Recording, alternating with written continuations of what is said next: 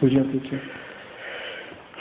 حضور آپ نے سورت مریم کے درس میں فرمایا تھا کہ اللہ تعالیٰ کی صفات میں سے رحمان اللہ کی دوسری بڑی صفت ہے. حضور اس بارے میں کچھ تشریح فرمائیں. کیا دوسری صفت ہے؟ جی اللہ کے بعد رحمان آپ نے فرمایا تھا سورت مریم کے درس میں. ہاں رحمان کیا ہے؟ دوسری بڑی صفت ہے اللہ تعالیٰ کی.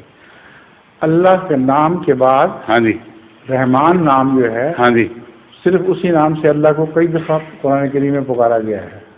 جی تو اللہ کا دوسرا نام ہے رحمان. ہاں جی اور خدا تعالیٰ کے چونکہ سارے نام صفاتی ہیں، صرف رحمان صفاتی نام نہیں بلکہ تمام نام صفاتی ہیں. جی رحمان کو اولیت بھی دی جا سکتی ہے ایک پہلو سے، دوسری تمام صفات پر یا صفاتی ناموں پر. اس لیے کہ رحمان نہ ہوتا تو کائنات ہی نہ ہوتی.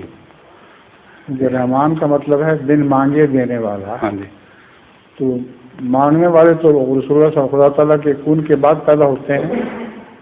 پہلے کون خدا سے کہنے گیا تھا کہ ہمیں پیدا کرو؟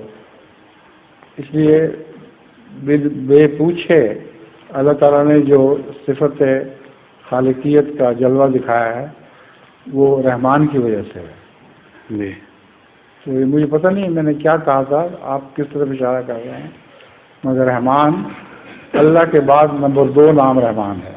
ہاں جی اسی لیے قرآن کریم آتا ہے بسم اللہ الرحمن الرحیم. ہاں جی پہلے رحمات آتا ہے پھر رحیم آتا ہے.